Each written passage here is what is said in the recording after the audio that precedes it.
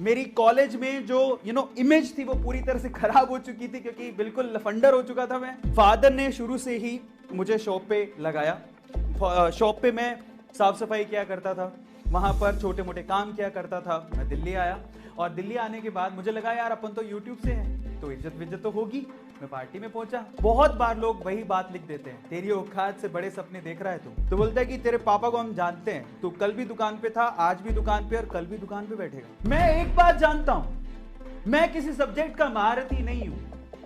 मैं कोई सब्जेक्ट या फिर कोई चीज अच्छे से नहीं जानता हूं। मैं एक चीज जानता हूं, मैं एक चीज का कलाकार हूं और वो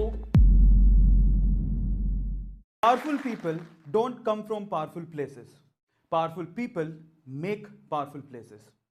गाइस, मैं राजस्थान के एक छोटे से शहर सूरतगढ़ से हूं। आप में से बहुत सारे लोगों ने शायद उस सिटी का नाम भी नहीं सुना होगा। पापा शॉपकीपर हैं, मम्मा हाउस वाइफ है।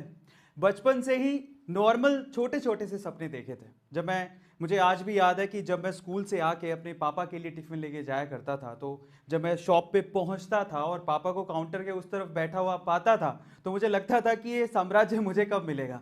मतलब मेरे लिए वही एक माहेशमती का साम्राज्य था और इतना ही बड़ा सपना देखा था। छोटी सिटी थी, इससे ज्यादा सपने कभी दिमाग में आते ही नहीं थे क्योंकि सपने बड़े तब देखे जाते हैं जब माहौल ऐसा हो। तो सवाल ये उठता है कि इतने सिंपल सादे छोटे से सपने देखने वाला आज यहां तक कैसे पहुंच गया।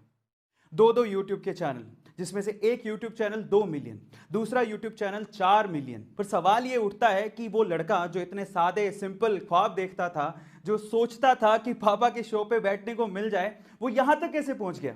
ऐसा कोई सोशल मीडिया प्लेटफॉर्म नहीं है जहां पर A2 मोटिवेशन या फिर अरविंद अरोड़ा के वीडियोस पहुंचे ना हो। आज मैं आपको बताने वाला हूं मेरी स्टोरी में कि मैं यहां तक कैसे पहुंचा। आप जानना चाहते हैं?